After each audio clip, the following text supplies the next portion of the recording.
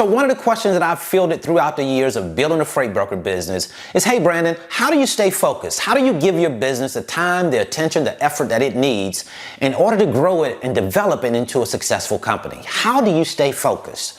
I think that's a really good question. And the reason why I think it's such a great question is because it deals with the realness of life. You see, your life is not concerned that you have to deal with a business on a day in and day out basis. You still have responsibilities. If you have a family, you have children, or you have a spouse, those come with responsibilities. So we have to still maintain and do the things that we need to do as far as family is concerned. But now you also have a business that requires that you give it some of your focus. You give it some of your attention. And as a matter of fact, with the business, it is going to command most of your attention. It is going to command that you be focused most of the time on that business, especially in the early phases of developing that business, because what you'll start to understand is that your business is very much like a baby, especially in the early stages.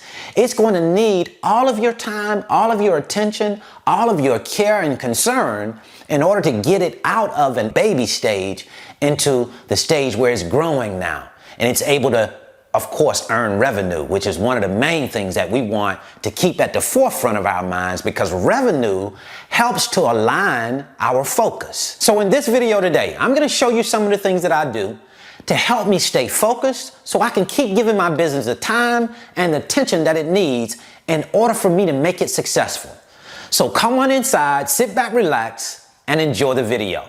Now let's get down into the business. All right, so the very first thing that I think needs to happen when you're starting to build a business, we're talking about being able to be focused in that business. I think that your foundation has to be set. It has to be sturdy. And what I mean by that is you have to make sure that your team is aware of what it is that you're doing. They have to be aware of the vision, understand the vision so that they can support it. Who am I talking about when I say your team? Well, I'm talking about your family. Whether you have a spouse or you have children, you want to make sure that that spouse, those family members understand what your vision is.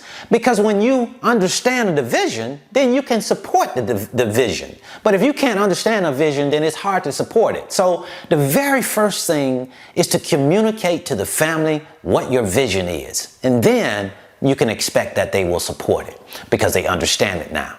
Now, another thing that I want you to do is don't focus so much on making all of these promises on what is getting ready to happen, especially when it comes down to finances. Oh, I'm getting ready to become a millionaire in a year. Well, we have these big expectations and we really think that, it's going to happen for us sometimes. But when we start to communicate that to other people, what we're setting up in them is expectations. And when you don't meet those expectations, then I start to lose confidence in you. So it's not a good idea, I don't think, to set up these enormous financial goals, because oftentimes you don't meet those goals and then you lose the confidence that you had in your team. So be very aware of what it is that you're doing when it comes down to setting goals. Set realistic goals, goals that you can actually meet. And I'm not saying that you should go out and set really low goals. No, I'm not saying that at all. I'm saying be realistic in the goals that you're setting. Take a look at what it is that you're doing, whatever business that you're doing, and say, okay, this is what I want to meet in the first 6 months of my business. This is what I want to meet in the first 12 months of my business when it comes down to whatever goal it is that you want to meet.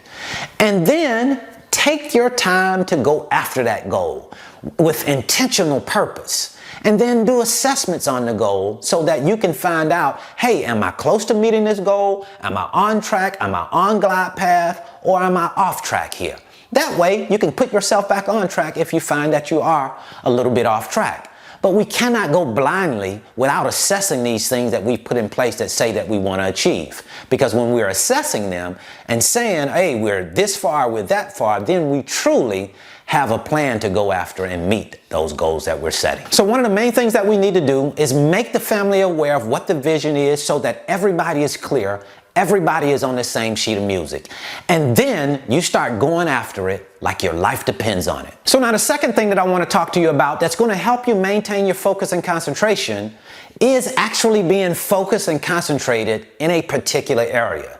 You see, people say all the time, hey Brandon, how do I focus on my business? And the question that I have is, what part of your business? What exactly is it do you want to focus on? And if it were me, when I'm first starting my business, one of the things that I want to focus on, even whether it's the first part, the middle part, or the latter part of the business, I am always going to be focused on revenue. Revenue is going to keep your attention focused in the right areas. When you're focused on revenue, then you have to focus on those things that produce revenue. You see, it's hard to go off and start to do trivial things that really don't matter a whole lot when you're focused on revenue. Revenue is that thing that's going to drive you to do the most important things in your business. And oftentimes what you see people do is not focus on that thing called revenue, not focus on something in particular, and they drift off. They get caught up in the distractions. They get caught up in the trivial things. No. We want to focus on a particular thing in that business, and then our minds can stay wrapped around what it is that we're doing. I use that term often, wrapping my mind around a particular topic. When I do that, then I have the best chance of making that, whatever it is, come to fruition, because I'm 100% focused and concentrated on that particular thing. Oftentimes people think that they can be big time multitaskers and they can do a whole lot of different things at once. I don't see it that way. How I see it is, how the human brain works is it has to be focused and concentrated on a thing. And when it does that, it can make that thing happen. But when it's all over the place, it doesn't really get a lot done at all. So I think it's very important, it's critical to your success that you focus on whatever it is that you want and make that be the main thing until you bring it to fruition. And then you can move on to something else. And remember this if you don't remember anything else. Focus and concentration is not random. It is not general. It is very specific, and it points to something that I'm actually focused on. And the third thing that I think you should do that will help you maintain your focus is to make sure that you are a positive versus negative person. You see, your focus and your energy go in the same direction. Wherever your focus goes, your energy flows. So we want to make sure that our focus and energy is flowing in the positive direction, because there are many things that you're going to have that go on in your business on a daily basis. There are things that you could become upset about, become negative about. But that's where your energy goes. It goes behind those things. Don't get me wrong. When things are wrong in our businesses, we need to fix it. And we'll give it the energy, give it the effort that's necessary to fix it. But we don't want to stay there. We don't want to be the person that's focused on the negative. No, we want to be the positive person, the person that always finds positive things in any situation. Because it's easy to focus on the negative. And that is what the regular people do. They focus on negative things. As a business owner, we don't want to make that our focus. We want to recognize when there's something going wrong, we want to fix it, and we want to move on from it. Always keeping a positive energy flowing in your business. That is going to make a huge difference. So in quick summary, I want to go over the 3 things that we just mentioned that I think will help you immensely as it pertains to maintaining the focus in your business that you need in order to be successful. Number 1, we talked about making sure that your family is on the same sheet of music, making sure that they understand your vision, because when they understand your vision, they can support your vision. Number 2, the second thing that we want to do is make sure that we're focused on something in particular. We told you that focus is not random, it's very specific. So what exactly in the business would you decide to focus on? I think a good focus is revenue, because revenue helps align your focus and drive you into the areas that produce what it is that you want to produce when it comes to revenue. And the third thing that we mentioned was having good energy, making sure that we're focused on the positive and not the negative, because where our focus goes, our energy flows. So we want to make sure that our focus and energy are flowing in the positive direction.